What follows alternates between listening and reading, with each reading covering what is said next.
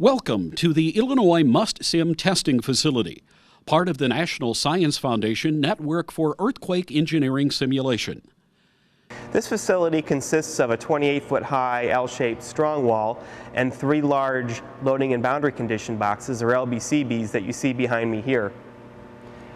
These LBCBs can impart any combination of 3 rotations and 3 translations on large-scale test structures with almost 1 million pounds force. In a large-scale testing facility, each actuator has a capacity of 328,000 pounds, or 328 kips. The combined vertical force of the 3 actuators is almost 1 million pounds. Entire systems can be tested using the hybrid methodology through the SimCore software that enables the full integration of experimental and computational components.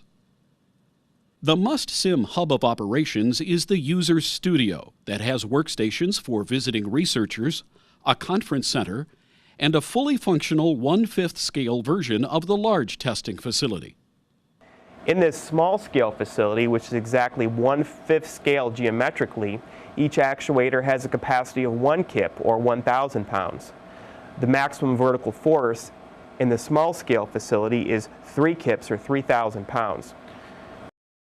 Prior to using the large laboratory, researchers can test out their ideas and loading protocols in the small-scale laboratory.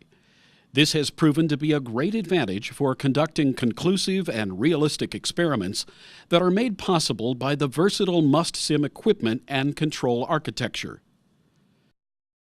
3 examples of experiments that have been conducted in the MUSTSIM facility are now provided to illustrate some of the exciting capabilities. A multi-site hybrid simulation experiment was conducted of a 4-span bridge structure. 1 pier was tested at Illinois, a second at Lehigh, while the 3rd pier, the superstructure, and the foundation systems were modeled computationally at RPI. In this simulation, the 3 piers supported equal shares of the force from the superstructure.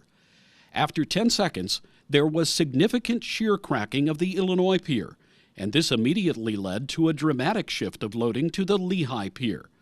The results of this experiment illustrate the importance of conducting system-level investigations as made possible by the MUSTSIM hybrid testing capabilities.